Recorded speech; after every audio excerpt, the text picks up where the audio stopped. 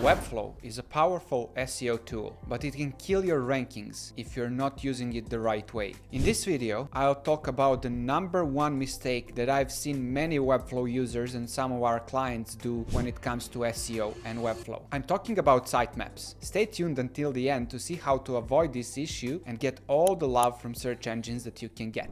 So what is a sitemap? A sitemap is a document that's on your website that shows all the links on your website. For example, if you have a pricing, a homepage, an about us, all these links will be listed in sitemap. The thing about sitemaps is that you don't always want all of your links to be included.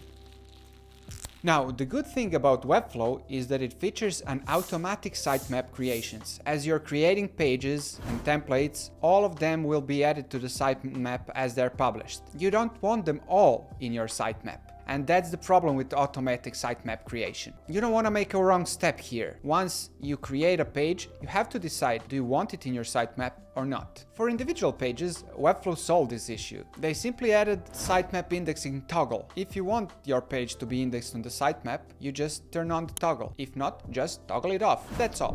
But things get a bit more complicated when we talk about template pages and collections. Now, there are two cases here. First is when you have collections that are referenced somewhere else, and you don't want that whenever you add a collection item, you don't want a separate page created for it and added to the sitemap. Here's the trick how to solve this. You know that whenever you create a collection, there's automatically a template page created for it. For example, we created an FAQ section which includes various questions and answers that we use on several pages. We don't want each page created for each question that we publish. They're just referenced. What we did is not do anything when a template page is created. In other words, if you type in a single letter on your template page, it will create all your published items in the sitemap. But what happens when you want to publish your collections, but you don't want them in your sitemap? This is something that Webflow hasn't figured out how to solve. For example, we published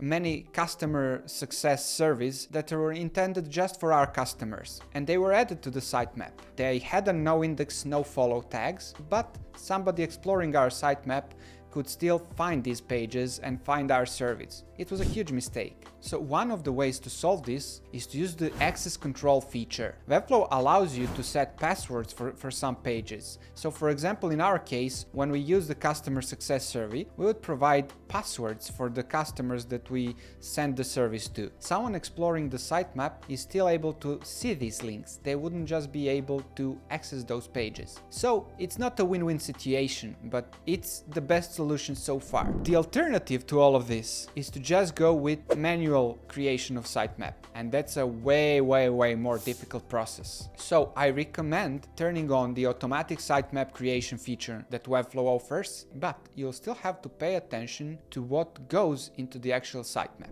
Many people argue whether sitemap is important or not nowadays for Google. I won't go into that. What's important is that you keep your sitemap tidy, and also don't forget to add it to your Google Search Console so that the Google knows which pages it should focus on.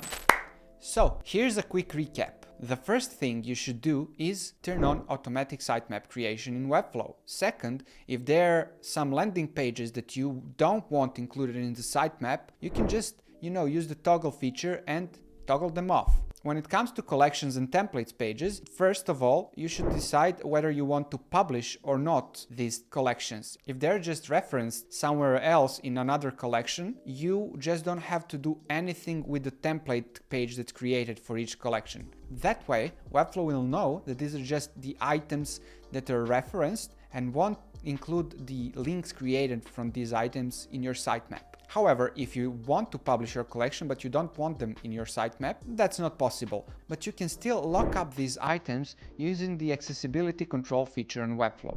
Thank you for your attention. Hopefully, I helped you avoid some of the common sitemaps mistakes that users make when using Webflow Designer. With this in mind, you can now control which pages make it to your sitemap and which should be kept out of it.